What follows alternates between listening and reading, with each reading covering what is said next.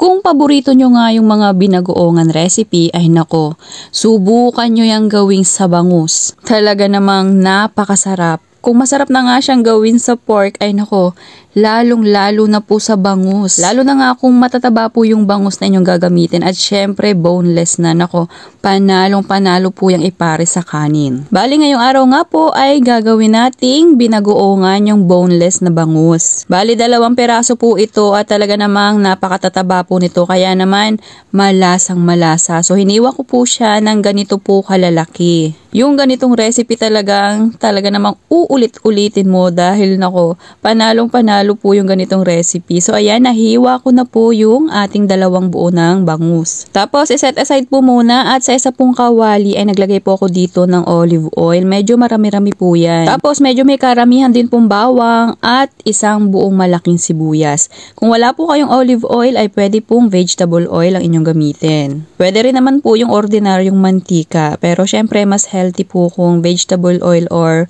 olive oil ang inyong gagamitin. At dahil nga po binagoongan itong ating recipe ngayong araw ay ayan na, nilagyan ko po ng marami-raming alamang. So yan po ay atin hahayaan lamang magisa at naglagay rin po ako dyan ng 1 tablespoon na asukal at paminta. Bali yung alamang naman po na inilagay ko dyan ay malasa na, ako din po yung nagluto niyan. So ayan, halu-haluin po at kapag ganyan na po sa tingin nyo po ay bumango na yung sibuyas at bawang ninyo ay pwede nyo na pong ilagay dito yung inyong hiniwang bangus. So kailangan po ay naabot siya ng mantika itong ating nga pong bangus kasi hindi na po tayo maglalagay dito ng pinakang tubig or yung pinakang sabaw niya. Bale, ito na pong pinakang olive oil natin yung magsisilbing pinakang sabaw nitong ating binagoongan. Atin po itong tatakpan at hahayaan pong maluto sa katamtamang lakas lamang po ng apoy. So, hinahalu-halo ko po yan ng bahagya para naman po hindi matutong yung ilalim. At pagkatapos po niyan ay akin pa po ulit yung tatakpan at hahayaan ko pa pong maluto sa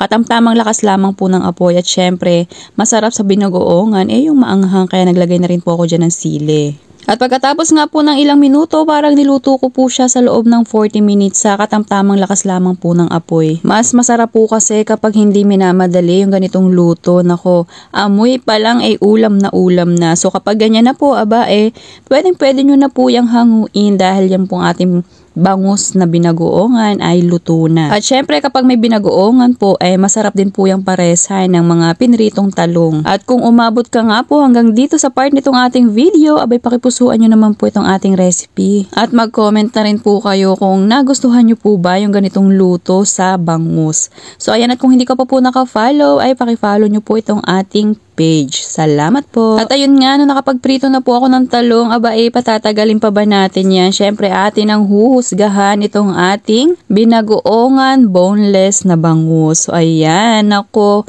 napakasarap po nito, itsura pa lang talaga namang mapapakain ka na. Siguraduhin nyo lamang po na meron na kayong sinaing bago po kayo magluto nito. At ang nakakatuwa pa po talagang napakatataba nitong bangus na nabili ko kaya naman sobrang malasa niya. Nako, sigurado akong natakam ka rin sa recipe na ito. So sana po'y nagustuhan ninyo itong ating recipe ngayong araw sa bangus. Thank you for watching. Serve and enjoy!